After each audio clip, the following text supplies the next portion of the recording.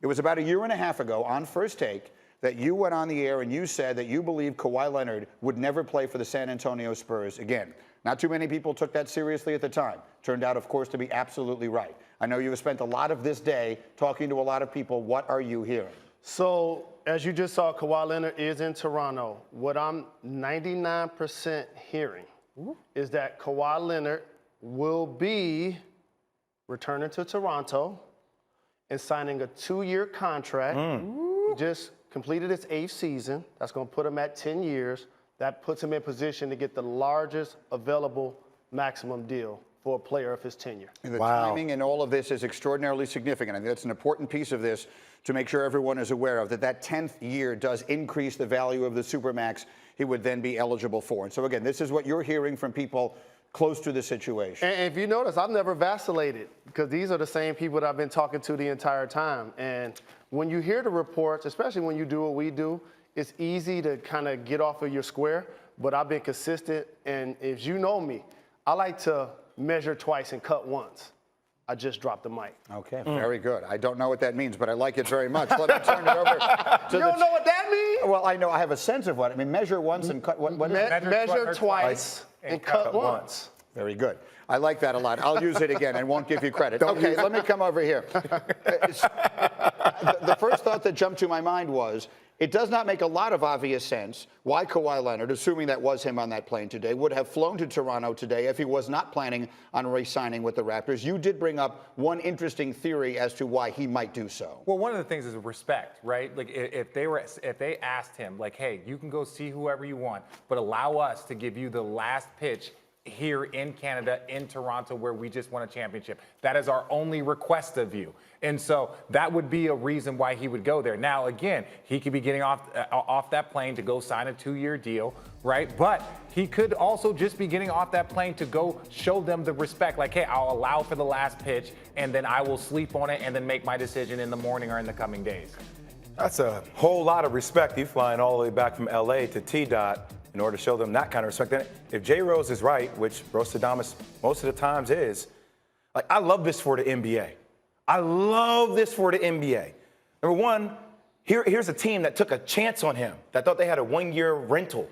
And the fact they did it the right way, if you got him to buy back into the culture overall to sign a 2-year deal, like Masai Ujiri, like you're seeing why he's up for all these awards. I mean, his ability to get this guy to believe in the overall culture of the organization, have a nation behind you, I love this for the NBA. It's fascinating because for so long we believed that his goal was to go to Los Angeles and that the Clippers were the team that he had identified. We will never know the significance of the injury to Kevin Durant. I said on our show this morning, we're normally on in the mornings for those of you who are not familiar with our program, on the show this morning, that someday when the history of this little time in the NBA is written, the significance of the injury to Kevin Durant will be told in full, and it's something that we have not fully grasped yet. I don't know how different things would have looked. They would have been completely different if he was not walking around with a torn Achilles right now. Who knows if that would have opened up the Clippers? I don't know if he would have been with Kawhi. I think him and Kyrie have such a special relationship.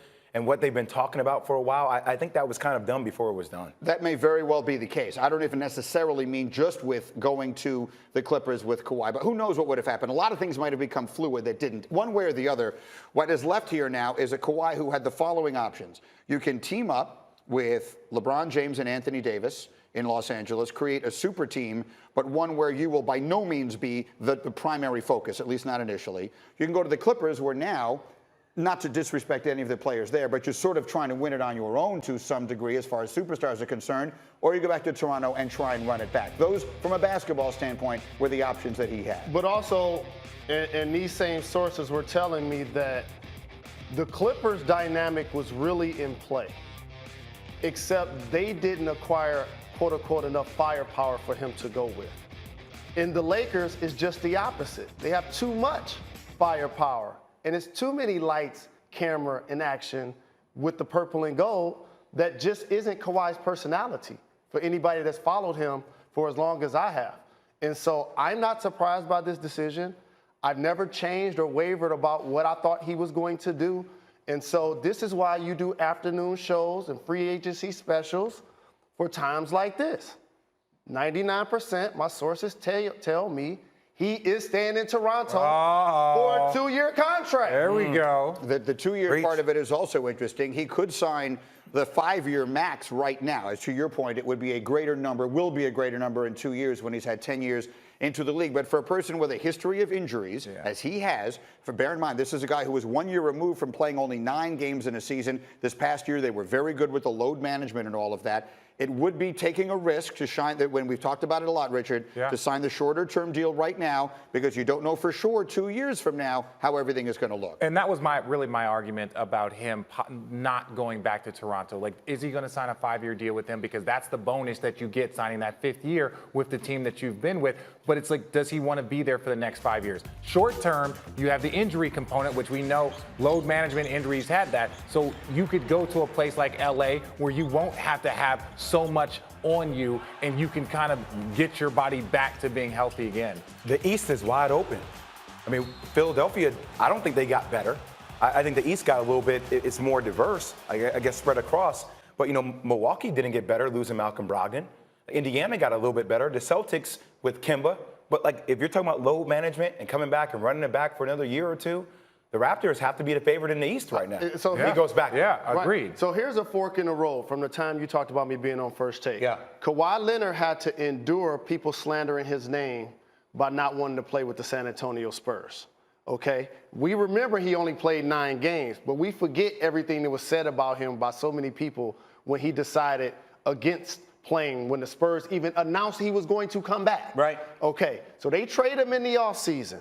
And so now, like you just said, Toronto embraced him when he needed it the most. Okay? And don't overlook the fact that the medical staff, we call it load management. Like Adam Silver called it was recovery for a guy to have a major injury. So that level of trust that he has in their staff is one of the main reasons why he's going to stay.